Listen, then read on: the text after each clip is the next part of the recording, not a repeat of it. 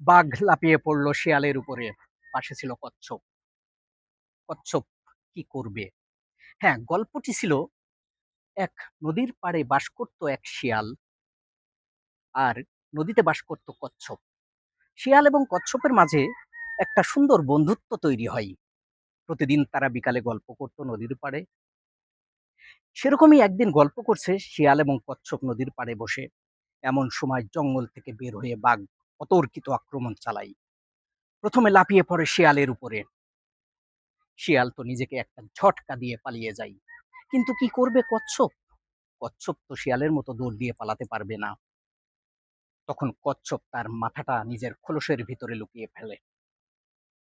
বাঘ অনেক চেষ্টা করলো কচ্ছপটিকে খাওয়ার জন্য, কিন্তু কচ্ছপের খোলসটি অনেক শক্ত থাকায় বাঘ খেতে পারছিল না। সেই মুহূর্তে শিয়াল নিজের গর্তে থেকে মুখটা বের করে দেখছিল যে বাঘ কি করে। যখন দেখলো বাঘ খেতে পারছে না, তখন শিয়াল বাঘকে বুদ্ধি দিল। বলল, বাঘ মামা, কচ্ছপের মাংস অনেক টেস্ট, ব্রয়লার মুরগির মতো লাগে খেতে।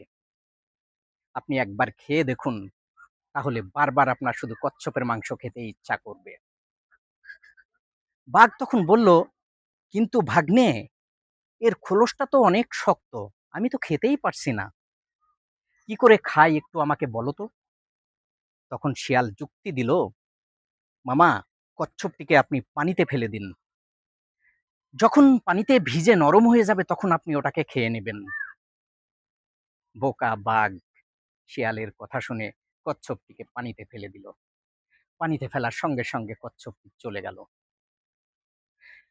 এই গল্পের মূল বিষয়বস্তু হচ্ছে বন্ধু হয়ে বন্ধুকে সহযোগিতা করবে, এটাই তো স্বাভাবিক।